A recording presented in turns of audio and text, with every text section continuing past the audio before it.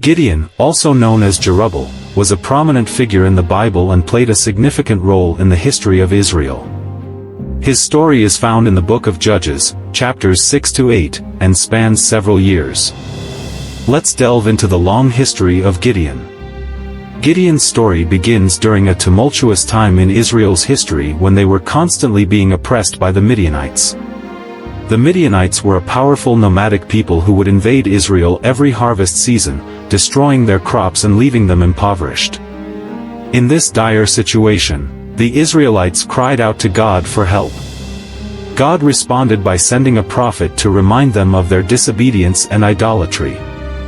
He also chose Gideon, an ordinary man from the tribe of Manasseh, to be the one who would deliver Israel from the Midianite oppression.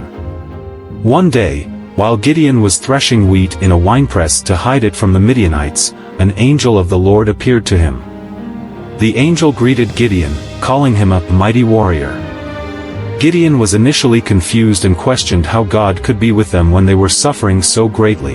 The angel reassured Gideon that God would be with him and instructed him to tear down the altars of Baal that his father had built and to build an altar to the Lord instead.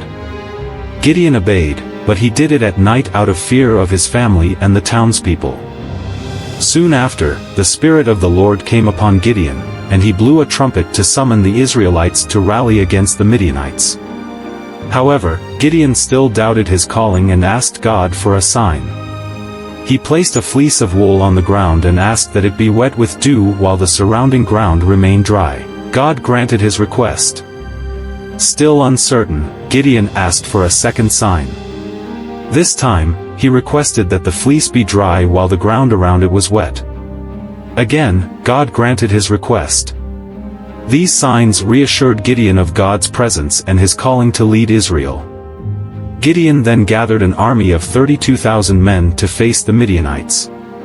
However, God instructed him to reduce the number of soldiers, as he wanted to demonstrate that the victory would come through his power, not the strength of the Israelites.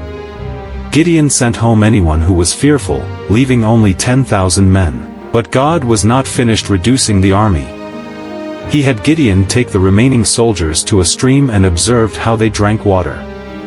Those who lapped water like a dog were chosen to stay, while those who knelt down to drink were sent home. Only 300 men remained. With this small but faithful group, Gideon prepared for battle. God told him to go down to the Midianite camp and listen to what they were saying. There, Gideon overheard a dream in which a Midianite soldier interpreted it as a sign of their impending defeat by Gideon's hand. Encouraged by this, Gideon divided his 300 men into 3 groups and gave each man a trumpet and an empty jar with a torch inside. They surrounded the Midianite camp during the night, and at Gideon's signal, they blew their trumpets, smashed their jars, and shouted, "A sword for the Lord and for Gideon." The Midianites, confused and terrified, turned on each other in panic. Gideon and his men pursued them, capturing their leaders and defeating the entire Midianite army. The Israelites were finally liberated from their oppressors. After this great victory, the Israelites offered Gideon the kingship, but he refused, stating that only God should rule over them.